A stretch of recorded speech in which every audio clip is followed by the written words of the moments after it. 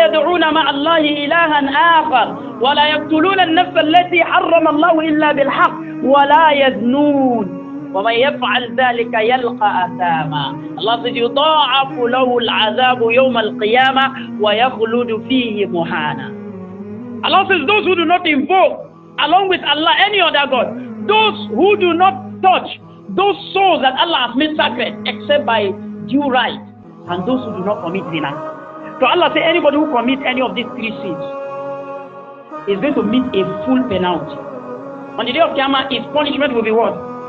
Will be doubled. And Allah says he's going to be in hellfire in humiliation and disgrace. So zina exposes you to what? Humiliation and disgrace. That is number one. Then number two, zina detach you from a believer. Any woman who commits zina or any man who commits zina, Allah said the believer should not marry such man. الزاني لا ينكح إلا زانية أو مشركة والزانية لا ينكحها إلا زان أو مشرك. Allah says وحرم ذلك على المؤمنين. A man that commits zina, nobody will marry such man except a woman that commits zina, or a woman that even commits shirk. So shirk and zina, they are liking. Likewise, a woman that commits zina, nobody will marry her except who? A man that commits zina or a mushrik. Allah says such group of people, they are being made forbidden for who? For the believer. Zina actually exposes you to disgrace, because Allah says الزانية والزاني فاجلدوا كل واحد منهما 100 جلدة. Allah says ولا تأخذ بهما رأفة. Allah says that when you are even going to flog them, that is those that are not even married yet. Allah says when you are going to flog them, وَلِيَشْهَدْ عَذَابَهُمَا طَائِفَةٌ مِنَ الْمُؤْمِنِينَ. Allah says the believers should witness as they are being flogged. Those who are not married. What about those that are married? They say they should be stoned to death. People will bear witness. Is that not disgrace or humiliation? If you have a child, people say, you don't know that boy where they flog him mother or they flog him father. Jamla, do we understand? Zina actually leads to dangerous, in fact, various types of dangerous sicknesses. And Imam Ibn Majah reported the hadith of Abdullah ibn Umar. Abdullah ibn Umar said, the Rasul said, Ya ma'ashar al-muhajirin, khamsun idha tulitum bihin, wa a'udhu billahi an tudrikuhum. He said there are 5 things. If Allah subhanahu wa ta'ala tests you with them, I seek refuge with Allah that He should not make those things to meet you. The Prophet said, لم تظهر الفاحشة في قوم قط. There is never a time, there is never a time. Fahisha here means zina. It means what? Lesbianism. It means gay. There is never a time that zina becomes apparent in a community, so that they even make it open. He said, إلا فشا فيهم الطاعون. Except that there's going to be an epidemic disease in that place. والأوجاع التي لم تكن مضت في أصلافهم الذين مضوا, and sicknesses which their forefathers have never actually witnessed. HIV, AIDS, Ebola, coronavirus. Keep on naming them. They'll keep on coming if we do not stop. Jamla, do we understand? So zina also expose your family to zina. If you commit zina, your family too, zina will be committed to them.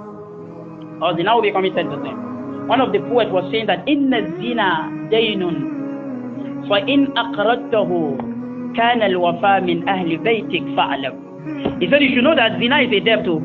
Wallah, it's a debt that if you borrow it, one of your household must pay for it, you should know. He said man yazni fi imra'atin bi alfay dir'amin. Anybody who commits zina with a woman with just 1,000 dirham, he said, Yuzna fi baytihi bi ghayri dirhamin. In your own house, somebody will come and commit zina, they will not even pay anything. I hope you are getting the concept. Zina also exposes it exposes you to destruction. Abdullah ibn Mas'ud said that word, Ma dhara riba wa zina fi qaryatin illa adina Allahu li ihlakiha. There is never a time that riba and zina becomes apparent in a particular place, except that Allah is going to command, Allah is going to give permission that such place should be destroyed. So this is because time has gone, we are trying to summarize. What are the things that lead to zina? Mingling and seclusion. Mingling and what? Seclusion. Even if you are teaching our Quran. Even if you are teaching our what? Quran. Don't actually seclude yourself with her. Do we understand? And thank God we are discussing with the MSSN. You know, one of the dangerous parts is that if you have dawah here, you have female dawah, isn't it? And the male dawah and the female dawah must always hold what? Meeting. You have to be very careful. There is nobody that has gotten that guarantee from Allah subhanahu wa ta'ala. One of the scholars was saying that women, all of them, they are evil. The evil part of them is that you cannot do without them. And you know, the men, they are very flexible in terms of their desire. Once a man is having the urge of sex, wallah, he doesn't care. He can do it with anybody, just to satisfy what? That desire. And that's why the Prophet ﷺ made us understand that you should not be two. It should not be a man and a woman alone. Because if it is just a man and a woman alone, then the law of what? The law of what is going to be applied? Who are the physicists? Magnetic, because they said like charge, you know, they repel. But the opposite charge is what? Attract. I hope you are getting the concept. This is a male, this is a female. They are opposite charge, isn't it? So they can easily attract when they come close. Do we understand? Wallahi, we have seen in one of the MSA, one of the institutions, I'll not mention, the Amir impregnated the Amira.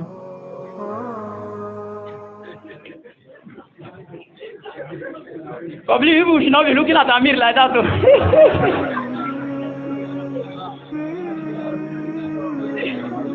May Allah continue to guide you.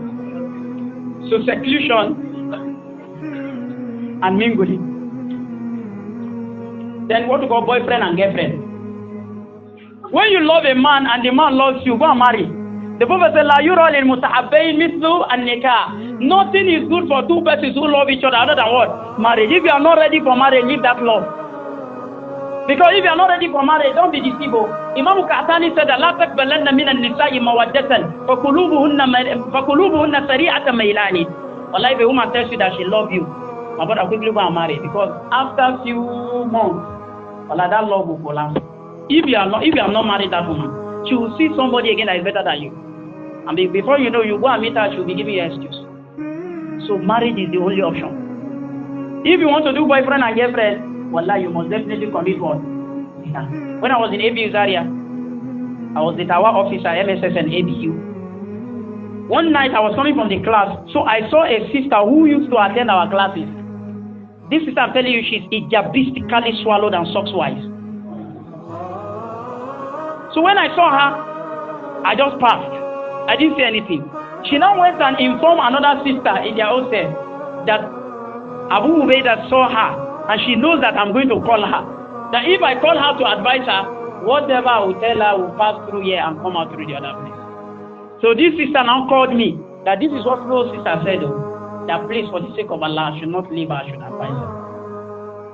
So respected ones, I called this sister. In fact, we discussed at length. She was crying.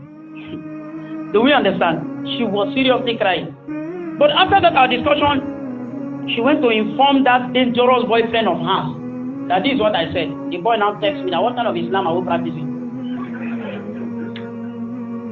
He said, what kind of Islam? Which Islam told you to separate boyfriend and girlfriend? I didn't say anything. I only text the sister that I thought you were my sister, that I can advise you. But do you know what happened? Wallahi tallahi, this sister was in 300 level. This is a hijabite sister. She got pregnant for this particular boy. You want to say she does not know Islam? So boyfriend and girlfriend is not the solution. The solution is what?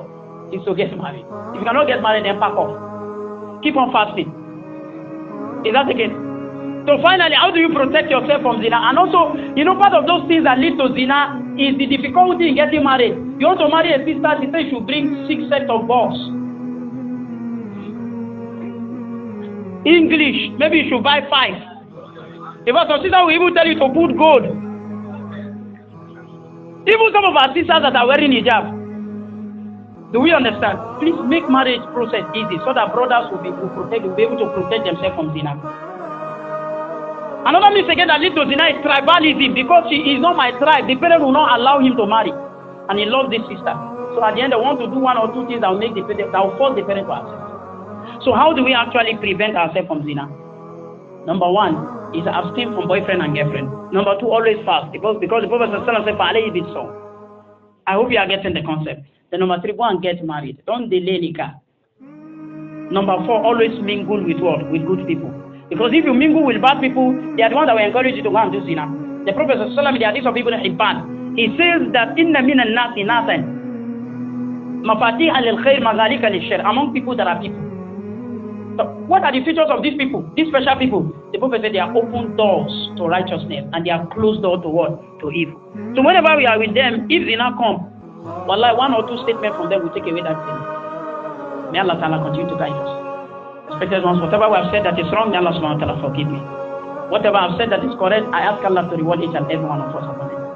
اللهم اقسم لنا من خشيتك ما يحول بيننا وبين معصيتك من طاعتك ما تبلغنا به جنتك ومن اليقين ما تهون به علينا مصيبات الدنيا متعنا بأسماعنا وأبصارنا وقوتنا ما أحييتنا واجعله الوارث منا واجعل ثأرنا على من ظلمنا وانصرنا على من عادانا ولا تجعل مصيبتنا في ديننا ولا تجعل الدنيا أكبر همنا ولا مبلغ علمنا ولا تسلط علينا من لا يرحمنا سبحانك اللهم وبحمدك أشهد أن لا إله إلا أنت أستغفرك وأتوب إليك فالسلام عليكم ورحمة الله وبركاته.